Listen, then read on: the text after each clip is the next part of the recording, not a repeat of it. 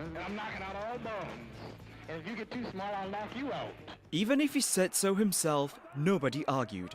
Always either floating like a butterfly or stinging like a bee, and often at the same time, Muhammad Ali learned early on from a wrestler called Gorgeous George that boxing isn't just a sport, it's show business.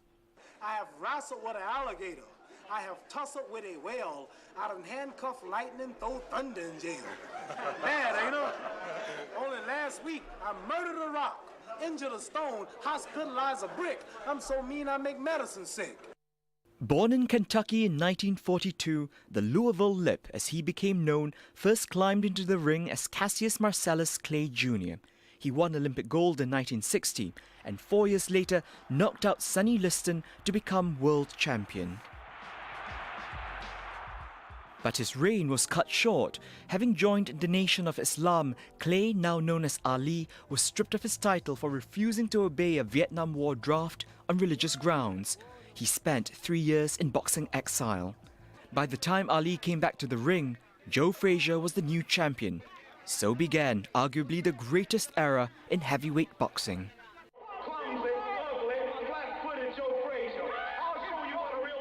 There was never any love lost between them. The pair met 3 times between 1971 and 1975, the first and last bouts still regarded as 2 of the finest fights in the sport's history. A win apiece, they climaxed with the thriller in Manila. The brutality of the last encounter, staged in the searing heat of the Philippine capital, was staggering. Ali reportedly saying afterwards he felt close to death, but he still won the bout.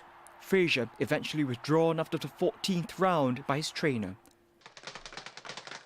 The fights captured the world's imagination at a time when television was becoming increasingly international.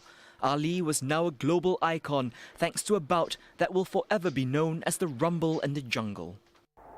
The 1974 fight with George Foreman in Zaire has achieved near mythical status.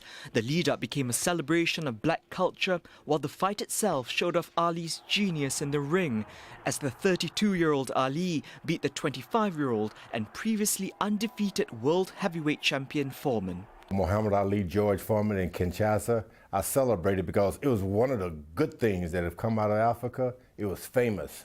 We celebrated, both of us, because a lot of times that was a bridge for the world, and we were one who built that bridge to see what Africa truly is like. Muhammad Ali retired in 1981. His record of 56 wins from 61 fights came at a price. Diagnosed with Parkinson's disease 3 years later, a condition more susceptible to those who've taken repeated blows to the head.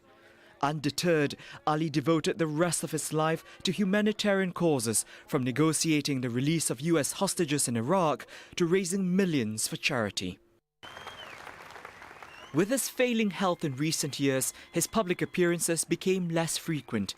However, he remained a hero to a generation of people who had never seen him fight. Such was the power and charisma of the man. Away from the limelight, he was married 4 times and had 9 children. Ali boxed at a time when the entire planet knew the name of the world heavyweight champion. He brought a grace and beauty the sport had never seen before. A poet, a champion, a legend.